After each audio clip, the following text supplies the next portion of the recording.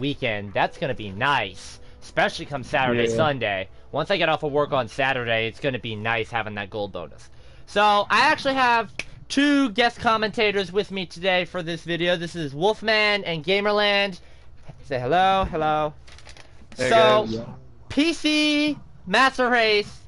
Oh boy, was it loaded yesterday. So, there were... Kami versus released a YouTube video about a petition that PC started, and this was further followed up in a J-Flare balancing patch, and then there was another YouTuber that, I can't remember their fucking name, that they're a Grandmaster on PC, I can't pronounce it, that they had a similar video. So, as I called my PC Master Race triplets of death, they've decided to once again put out a patch of what the new meta is for Paladins as of patch 1.4.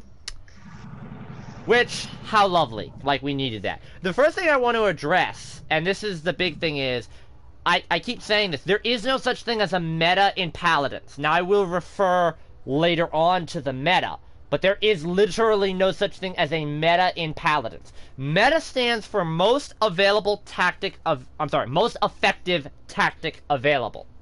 So, the problem with that is if you were to say that Cassie, Makoa, Furia, Xin, and Khan is the meta, that every single game that you have that team, you will win.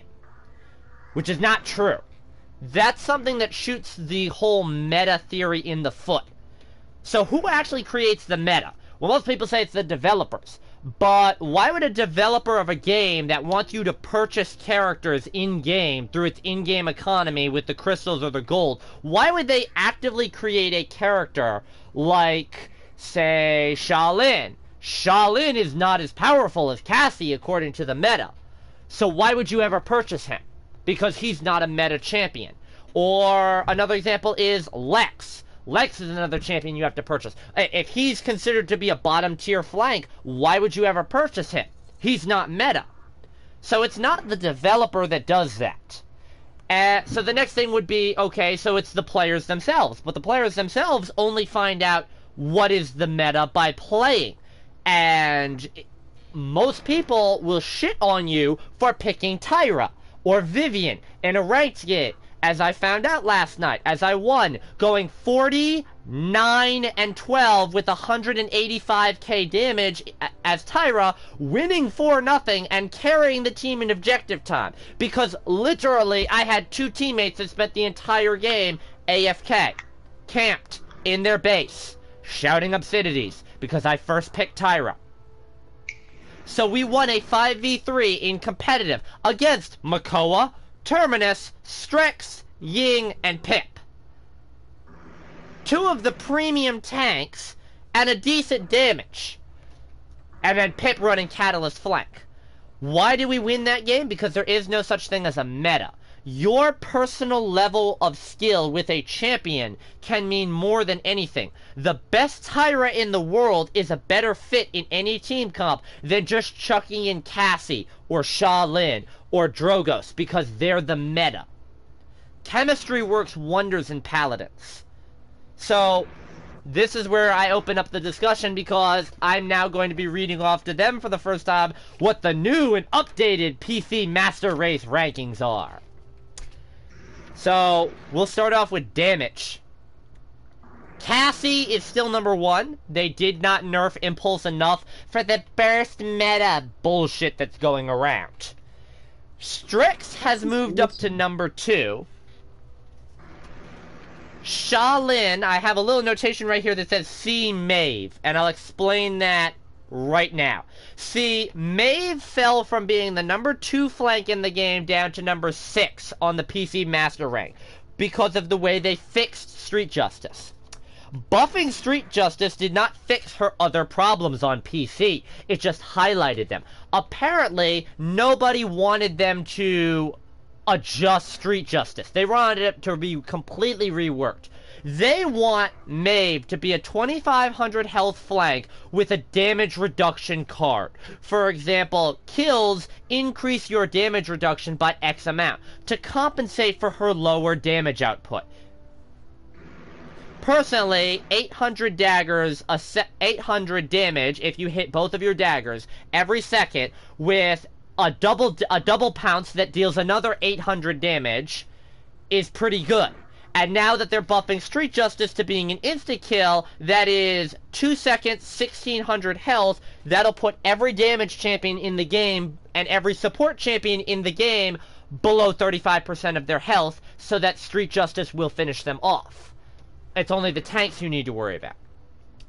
But they're bitching and moaning and complaining. So there are a number of champions that that PC is actually pissed that are getting buffed, because they're buffing a card or an item or an ability that they didn't want buffed, because it is either too useless to get buffed in the case of Grok, or in the case of Torvald, they're buffing something that's already strong, and that they should be buffing the rest of their kit.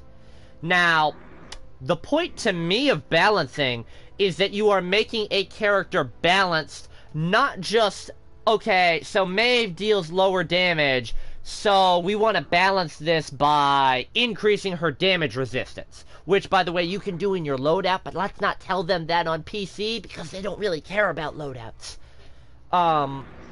So yeah. No, they don't give a rat's ass about Street Justice. They want Rogue's Gambit to get fixed, where eliminations will reset all abilities now, like Sky, and they heal you for a certain amount. Or Cat Burglar, where instead of 30% more weapon damage on your first 2 shots after Prowl ending, they want it to go to 50%, and they want the duration increased. So if you're not going to increase the damage bonus, it would be for every time you activate another ability in between Prowl and your weapon shots, you would keep that damage bonus. So if you never use Pounce in a game, you would constantly have a 30% damage bonus on Maeve. Which, again, that's not balancing, that's breaking a champion. Just revisiting the ideas that fucking PC believes there, if every elimination that you get reset all of your cooldowns, you would have no use of Chronos. And Maeve does have some longer cooldowns, so that is a viable option on her. You would have no reason to have cooldown reduction cards if you're loadout, because if you just get lucky and tap somebody with a dagger at long range, or a pounce at close range, and a teammate comes by and finishes them off, then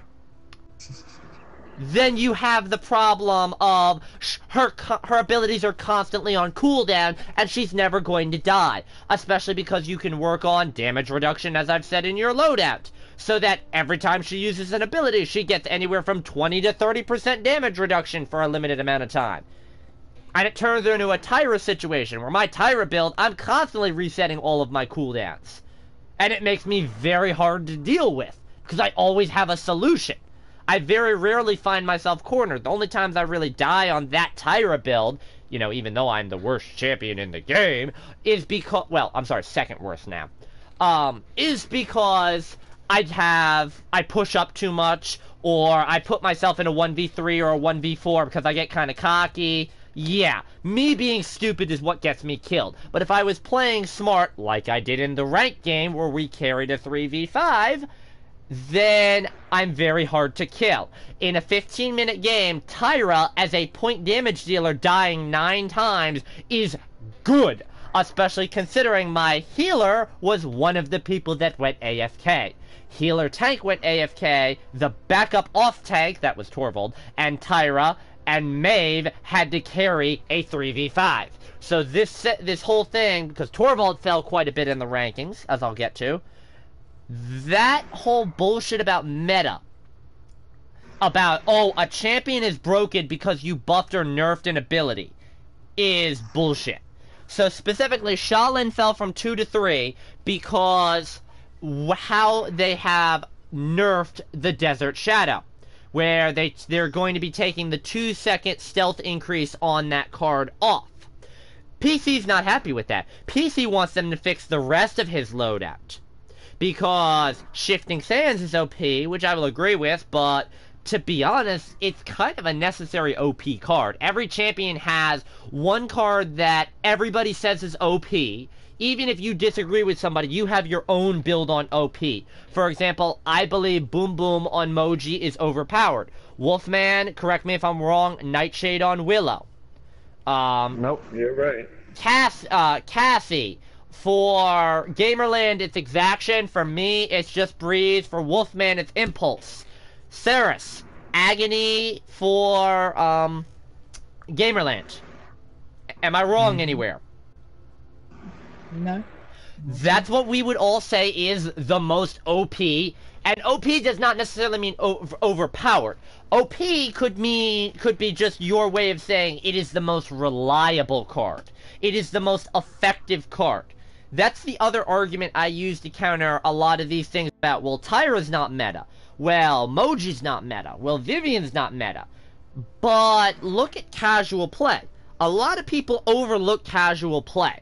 But you have to realize that the majority of people playing this game play on casual. So how you develop effective strategies and techniques is best done in casual. Not custom game, where you can alter the settings to your advantage, and not ranked, where you are going up against assholes half the time who cuss you out no matter who you pick. I first pick Khan, I get cussed out because I didn't pick Terminus now, and Terminus isn't banned.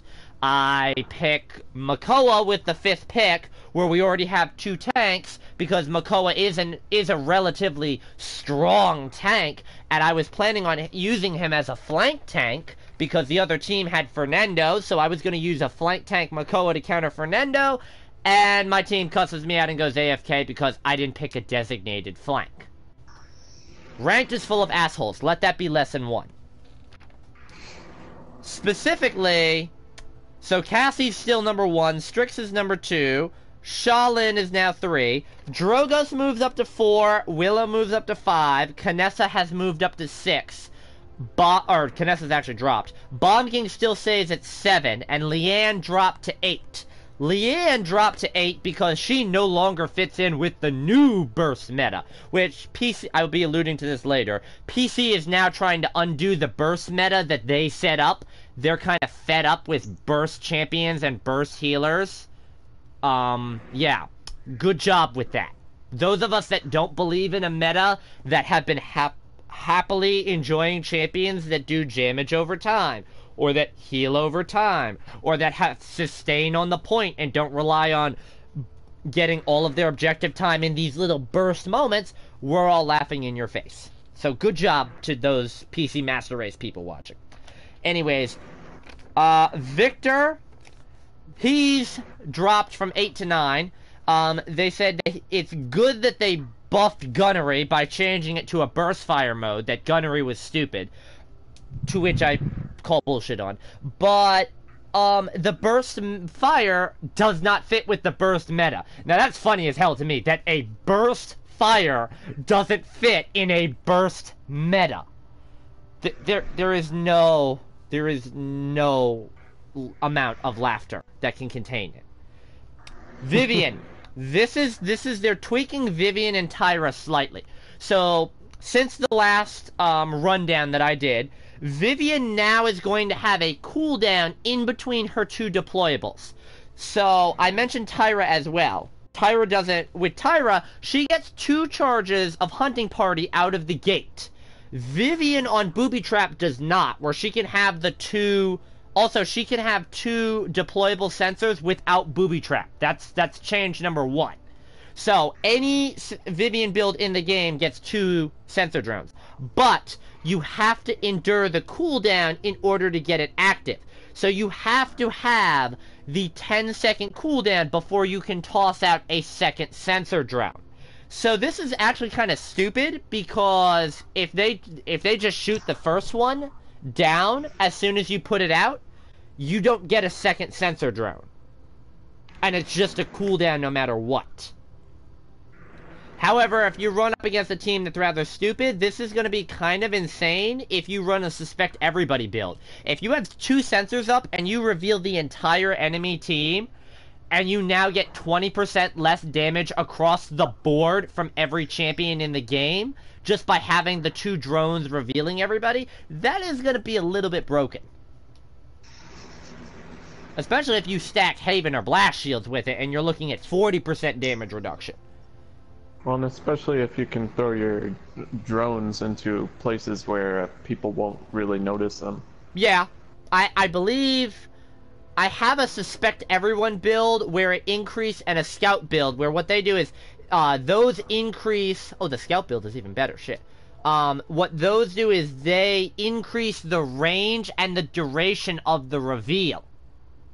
Because the way Suspect Everyone works is you take damage, less damage, not for how long they're revealed to you, but for how long the deployable is out. Now, your deployable is out until it's destroyed. So they actually have to destroy it in order to remove the damage bonus. You could leave him up indefinitely.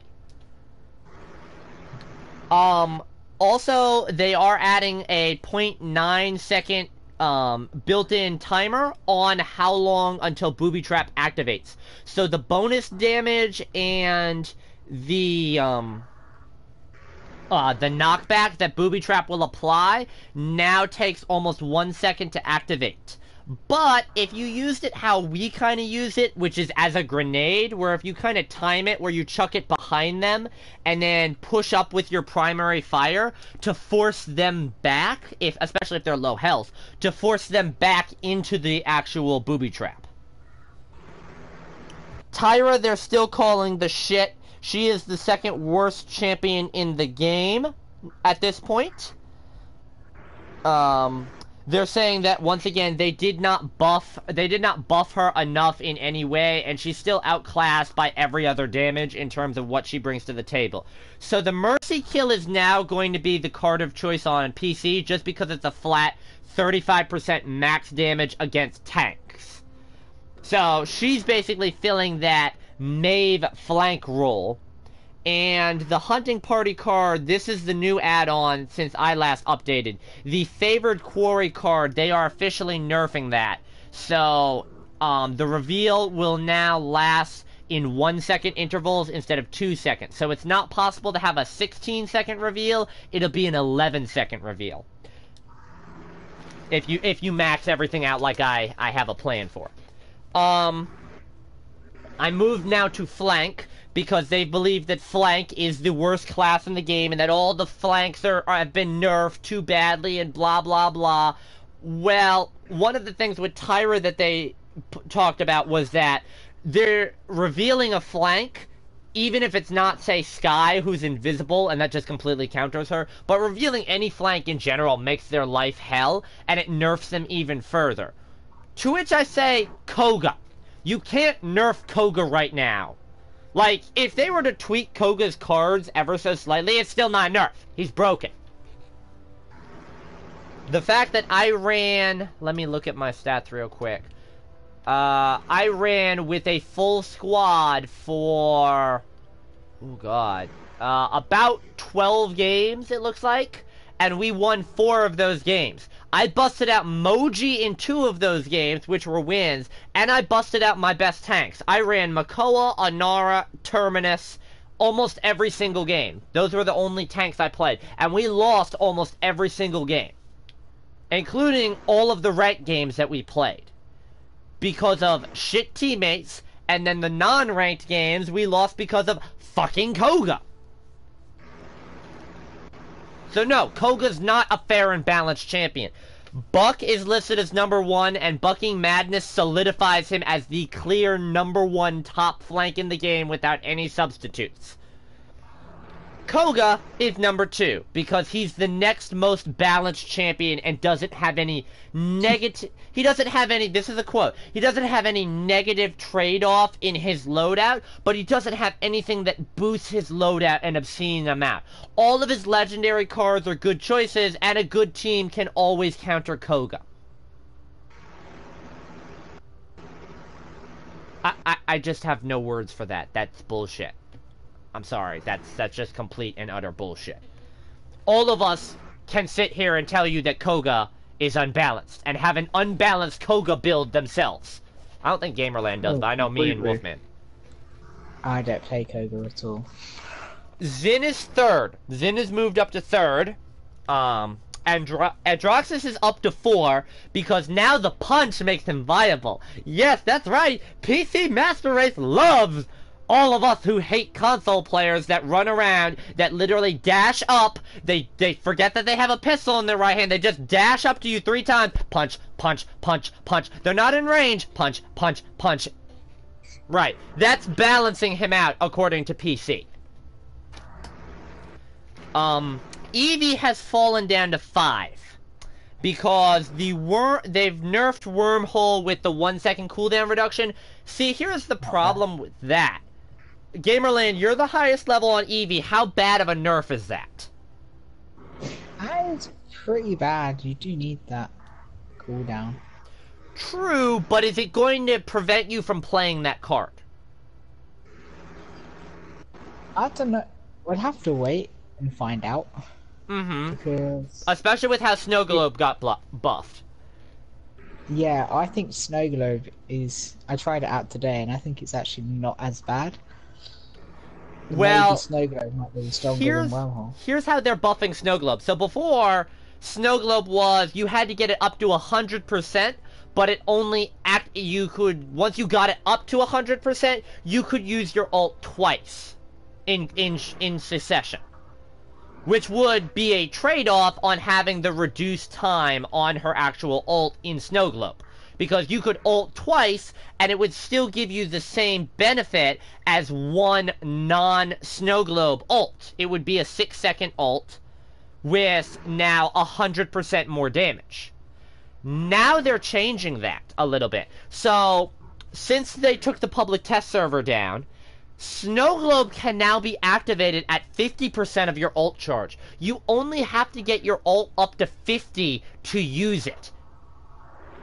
You can use your ult anytime between 50% and 100%, and if you get it up to 100%, you've got 2.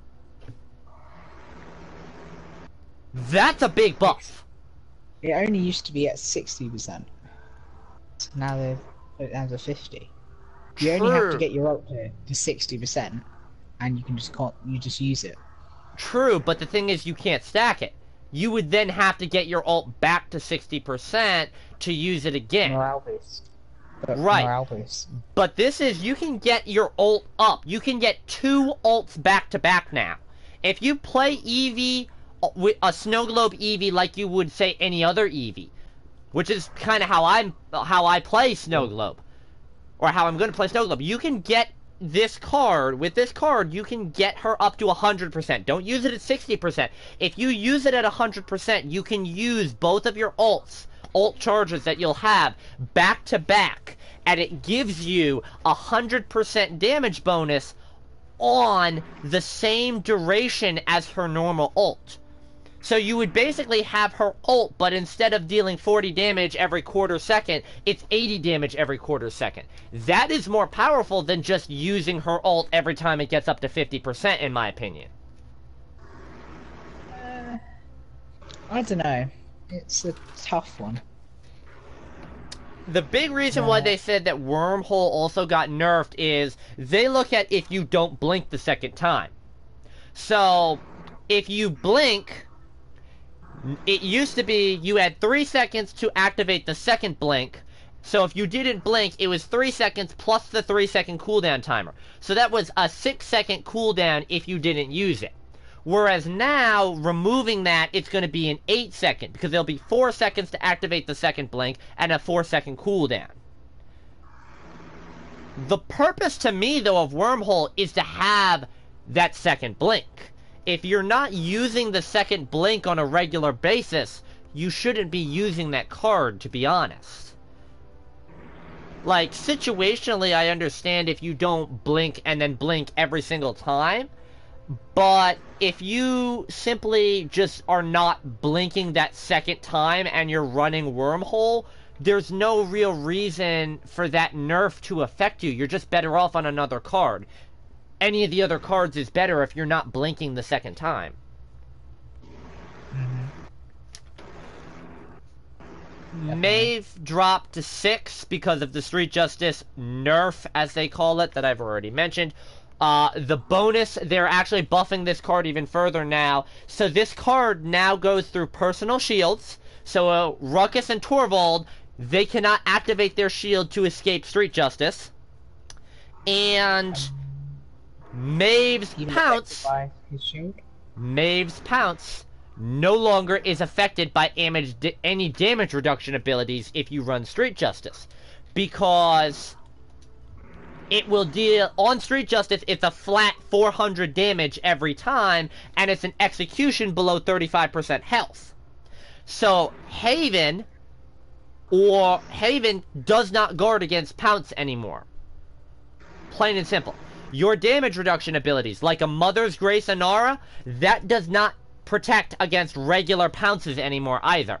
You're going to take the full damage from it. And any shielding ability, like Khan's shield, Makoa's shield, Terminus' shield, Fernando's shield, it goes straight through those as well. Even if you're not using the Pounce to execute, just the base 400 damage Pounce now goes through all shields and cannot be reduced by Haven. That to me is going to be kind of a solid buff on her. That might be overpowering on Street Justice. Talus is 7, Lex is 8, Sky is 9. Notice how I allude to Moji sitting there at 10. And Moji is officially given the title of the worst character in the game because they nerfed Toot. So, for the J-Flare video that I watched, and some subsequent arguments outside of YouTube, yeah, so he contacted Flashpoint, which was one of the Console Wars teams, and they have a Moji main who is 32. As I sit here on a level 52 Moji and say, fuck you, and flip off the camera right now. They said that Moji is viable on console with Toot because Moji is a sit-on point flank. Oh, gee, when I said that, Moji relies on Toot as the only viable card for her because she provides healing to her team in between when her healer does, and she provides movement speed to the slower tanks. She relies on her tanks to save her ass, because she has the largest hitbox in the game outside of a tank character, and she relies on her healer to keep her alive, but she puts out good point DPS, and she keeps her team buffed in between heals with Toot. By nerfing Toot and removing the bonus movement speed and reducing the duration, oh, they're killing her. She's unplayable on PC and for console on that matter.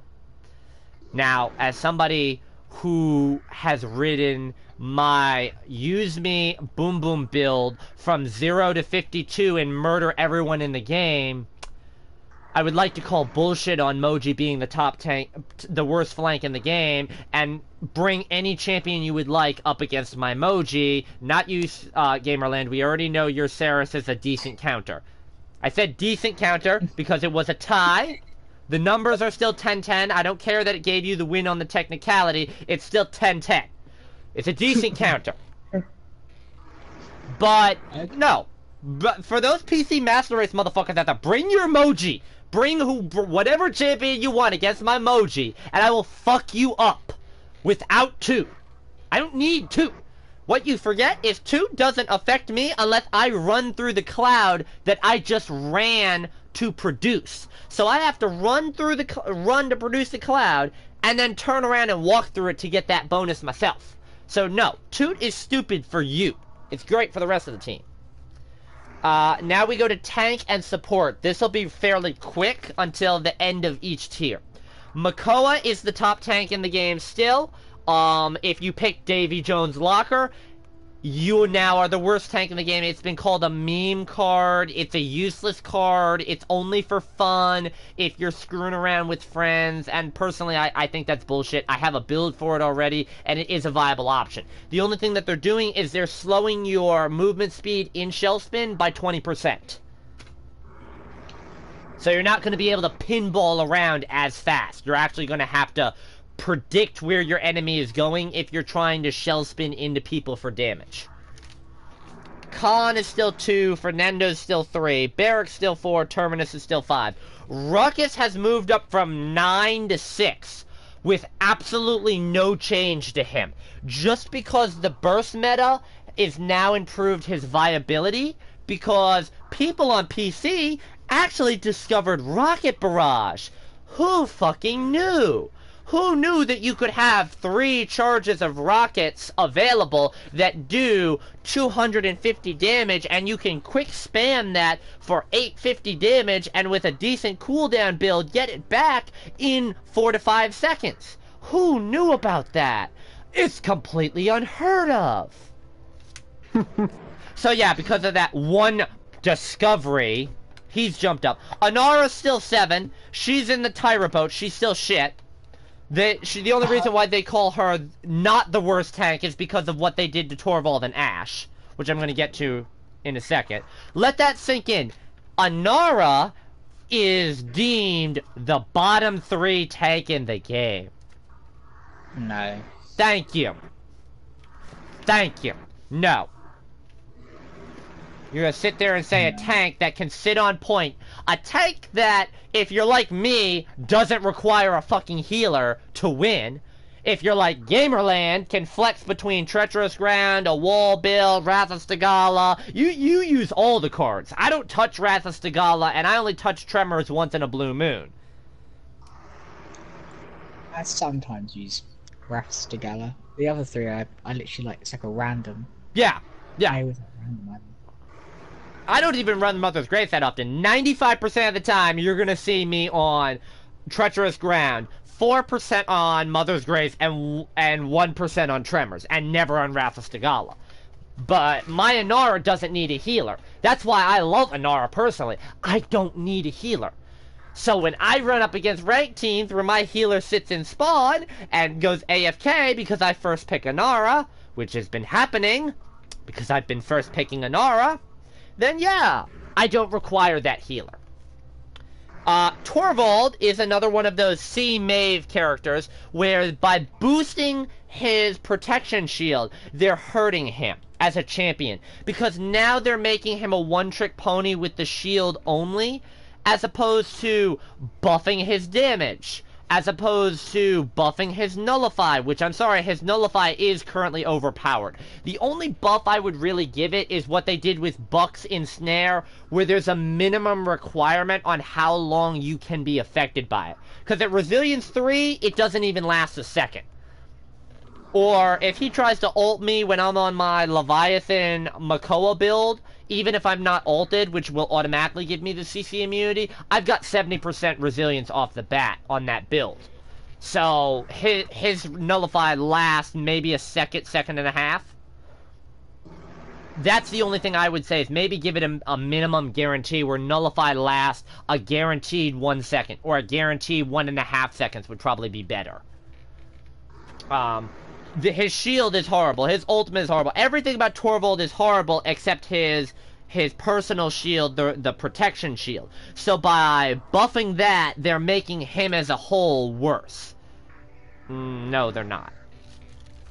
Ashe, for some reason, by improving her ability to ult, her ability to actually get into her ultimate, they nerfed her because all of her cards are stupid. All of her abilities are stupid. She's not a viable tank. Bullshit. To a certain degree. Well, I don't know how people feel about getting knocked all the way off the map by my kinetic burst build. Her burst cannon's not further away enough. It's very short ranged. Yes. The thing about Ashe that I tell people, Ashe is what I call a fighting game character. She is built around pokes. If you're familiar with the terminology from Tekken and Street Fighter or Mortal Kombat about poking and zoning your opponents, which is what I use a lot in some of my other videos where I bring those fighting game mechanics over, she is, more than any other tank in the game, a poking champion. Her knockback knocks her to the maximum range of where she deals damage with her cannon. So she knocks you out of your comfort zone and into hers. her shoulder bash does the same thing. It's all about pushing you out of range to her damage. Because unless you're a flank like Maeve that can just run right back into her face before she can get off a shot, you could easily get 1 to 2 shots off. And if you're running Cauterize on her at a certain degree, she can get a good 400, 800, 1200 damage off on you that you can't heal up before, for example, if you're Terminus, before you can get back into your designated range. She does need healing, though. She does need healing. She has no way to heal herself outside of hitting certain attacks in her loadout. And if you don't run those loadout cards, which I don't, she's also very good at being a sit-on-point tank. If you build her for max resilience and max cannot be slowed, the Fever card, you essentially reduce all CC-based attacks on her. You can nullify CC on her. What legendary card do you suggest with her? As strong. To be honest, it depends on your build. Fortress Breaker is the best general card on her, just because it is an extra layer to go through. Against more range damage champions, it's effective. I will not recommend Slugshot for the life of me. That does turn you into a sniper. It changes your primary fire from area damage to direct damage. It doubles the range on it. It travels faster. But it doesn't explode, so you can't hit multiple people at range with it. Ash is an effective push tank, especially on, like, Fish Market. Fish Market is her home. Because, okay, let's say you've captured the point, but you're having a hard time pushing up. She can go up. She can sneak up the side and use her cannon to knock people off horse in bunches and apply Cauterize so that they can't heal each other so your team can come and back you up. She can be very effective as a push tank for using Shoulder Bash to get ahead or get into the back line and start knocking people off horse. Even if you haven't collected the point, if you're running a 2-tank build, she can Shoulder Bash up and knock the healer off horse, knock the damage off horse, to keep them from getting to the point, and try and 2v1 or 3v1 them. She's not going to win. She doesn't have the damage output for that. But in a 2-tank build, as long as your other tank can handle the 1 tank on point, it's very effective for zoning the other team out. Her loadout is all about managing your abilities and where your teammate is positioned. If you're, for example, if you have a flank in the back line, knocking back people with Ash into your flanked range, but your tank that you knock back is so busy trying to get back to the point, not only are you getting pot shots in, but the flank is able to get shots in. That's why I say she revolves a lot around poking. I personally run Rally here. It is good, but never run it against a con. Or Makoa. I always run it against them. Well, all I can say is a good con like me, I will wait for Ashes to ult just to pull them off. If an Ashe never ults the entire game just because I'm here, and I never ult because of that, that's fine. My ult is her deterrent. It is annoying as fuck for you to have just ulted her, and for me to just pull you off, walk away, and chuck you off, and blow your ult. Same with disengaged Cassie. Yep. Ash can just be easily taken away from that point. To a lesser extent, same with her and Makoa. Because she could, if she saves her shoulder bash, she can shoulder bash back into her circle of protection. But Makoa has a Leviathan and crowd control. But that Leviathan only affects him when he's in his ult, and the crowd control the card in your loadout. I more look at, if you hook her off the point and spin your camera so that you position yourself between her and her point, her little circle of protection, if she tries that little shoulder bash trick, all it does is it knocks you into her circle of protection. She's still exactly where she was to begin with. So it buys you a few extra seconds. The thing with Ashe is realizing her damage immune zone is only effective for 8 seconds. A Genos void gripping her in the air for, 3 seconds, I believe it is, 3-4 seconds? Or a Makoa doing that little hook move, that eats away at her time. Even if Khan dies when he ults her, or if he just commander grabs her off the point with, say, Vortex Grab for the 2 seconds increase, it still eats up at least half of your time that you are now not damage immune. Yeah, it just sucks whenever I jump into a group and I stun all of you and then shoot you for 35% more damage. Yeah. Get like a triple kill. Yeah. That's the effectiveness of that card. It is a viable card. Slugshot's the only card I don't run, and if you're running Battering Ram, you need to have a shoulder bash build. You cannot run Battering Ram without it, because it's kind of useless. It's a 15-second cooldown, it takes 2 seconds to charge up in the first place, and yes, you get that's when you get the 90% damage reduction, but it's hard to time it, unless you're kind of constantly spamming it. Anyways, for healer, this is the last category before I get to the big reveal that I was saving up for, that this had me tilted all of yesterday, which is why we lost. So Furia is still the top support in the game. She has not been nerfed at all. And to me, I actually think she has been nerfed. Just because of... she has been nerfed. She has been nerfed. It's just PC doesn't view that she's been nerfed. They reduced the range and they cut the shielding that she can do in half. Here's where I, however, say that is a nerf, but they don't call it a nerf because, oh, they didn't nerf Solar Blessing, even though they don't use it. Oh, they didn't nerf Cherish any further. Oh, they didn't nerf the burst or the duration on her heal. Here's where I say she gets nerfed. So, now that Maeve on Street Justice, it no longer is affected by shielding. It just cuts straight through it. It doesn't damage the shield at all. It damages your health.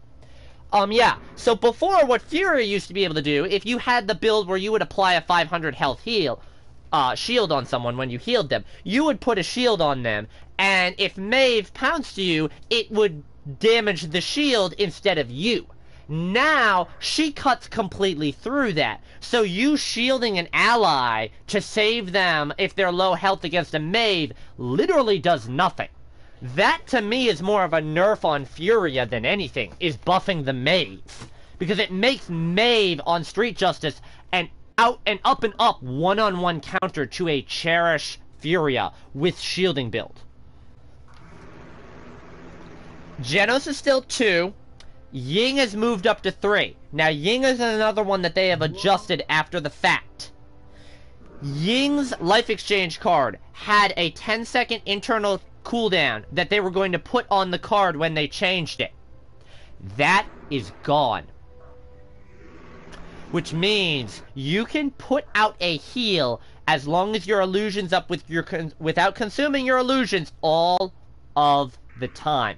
Whatever the cooldown on your shatter is, which Life Exchange takes 1 second off, so that means you now have a 3-second cooldown on an 800 burst heal. So this is now what Ying is going to have for a full heal build. If you run a Life Exchange full heal build, you have your illusion, which heals an ally for 420 per second, and can last up to 10 seconds, if you have it built properly, if the enemy doesn't destroy it. So that's 4,200 health per second, or total, I should say, if one champion gets healed. Plus, every 3 seconds, you can now heal an additional 800 area heal. Plus, you get your ultimate that is 600 health per second for 8 seconds. She now has 3 dedicated healing abilities with Life Exchange. That is OP. Saris is still 4. Maldamba, Pip, Grover, and Grok are all listed as the C Maeve category, where they are all negatively affected by not having their cards boosted. People on PC are fucking livid about Maldamba with the Ripened Gourd card. because it's an RGN card. They're calling it the loot box card on him, where it's a random 50% chance that the card goes on cooldown and a random 50% chance that it doesn't go on cooldown. But would you rather have that stroke of luck over what is, in my opinion, the stupid card Weniko's Curse, which is you can cast a poison on an enemy now. So they've dropped Maldamba from being the number 3 healer in the game all the way down to 5 because of that one card that once again is optional, you don't have to run. But yeah, there's a petition to get rid of that card on Maldamba. Grok has moved up to 6, so Wolfman, you and I are going to be happy about that. On Maelstrom only. Spirit's Domain is still bullshit. That, oh, so if you're shooting your ally, well then you can't shoot the enemy. So what's the point? They still don't give Totematic Ward or Wraith any credit. The increase to Maelstrom, where it goes, the cooldown reduction goes from 0.3 to 0.5 seconds, they're saying that is what makes him viable as a damage. He now replaces Pip as your go-to option for a damage flank type healer. Pip, by the way, fell to 7 because of the Ying buff. The Ying buff now outclasses him in healing, and the buff to Maelstrom Grok outclasses a Catalyst Pip now. So that's why he fell. And then Grover's still shit. So, I've been monologuing for a while. Allow me to have saved the best for last. There was a petition that they started on PC to separate PC and console, so that PC and console Paladins would now run on separate patch cycles and separate balancing mechanics. That way their Moji, who has been largely untouched up until now, they've literally only nerfed her twice. The upcoming Toot nerf, which is not a nerf if you're like me and don't really use that card, and they increased her cooldown by 2 and 3 seconds respectively. She is shit on PC, she is OP on console. They want to separate that so that it would be balanced across the board. They can balance champions for the 2 separate playstyles. As soon as I hear this, I go and I look that up. I am giddy, I am jumping for joy. Yes, sign me up, get these fucking PC players off of my console, go back to your game and ruin your game the hard way.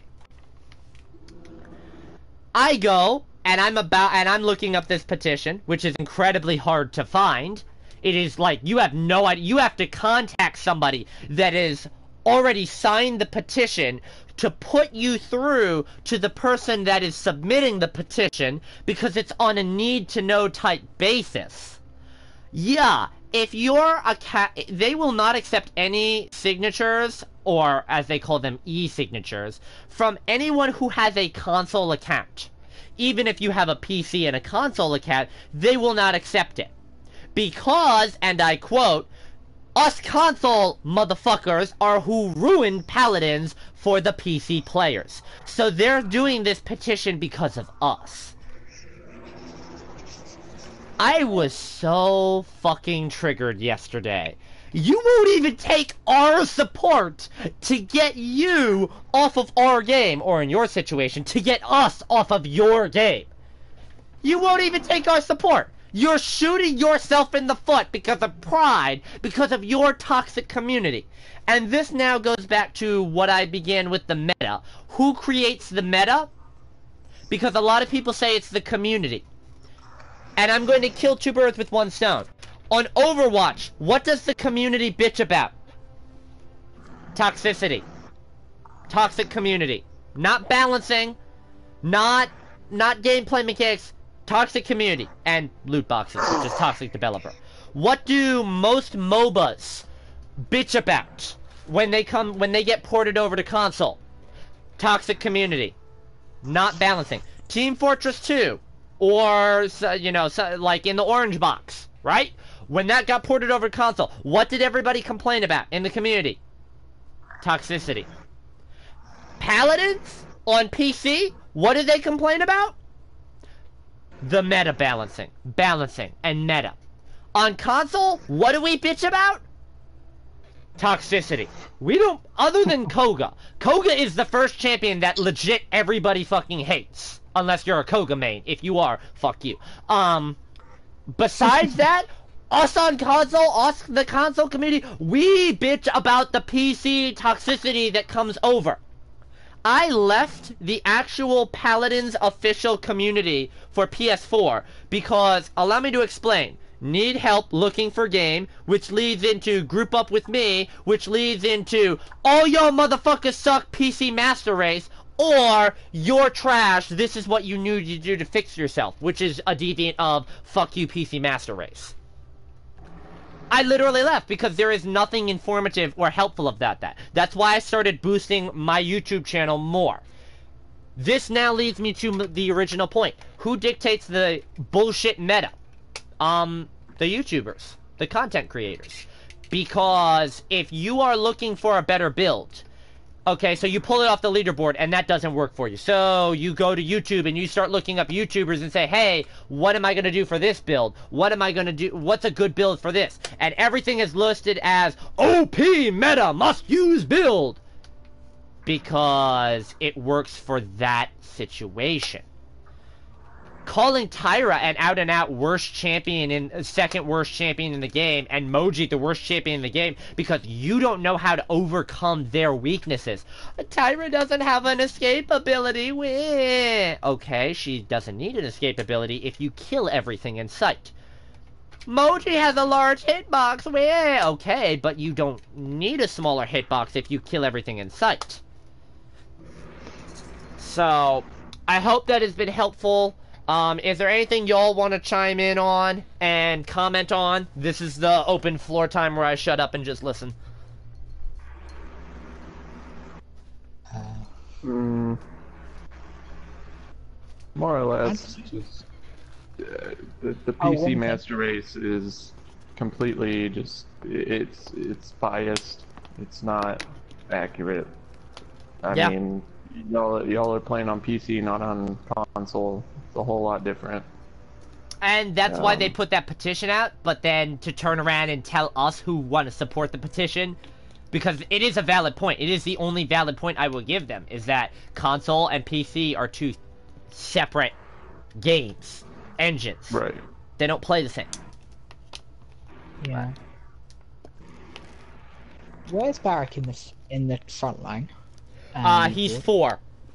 Makoa, mostly because of Leviathan, Khan with firing line, Fernando because he's the top flank. Fernando is actually listed in one ranking as the second best flank in the game behind Buck. Even though he's at front line. And then Barrack at 4. Yeah, I agree with that. Anara should be at number 1 though. Yeah. Actually, no, I would say Khan at number 1 and Anar at number 2, just simply because of the fact that you have to ban Khan to work around him. You can build any team comp off of firing line, whereas Anara is kind of a plug and play. You can plug her into any team comp and it makes her better, whereas Khan is a focal point that you can build around. Like, you can literally build team comps off of firing line to be OP as hell.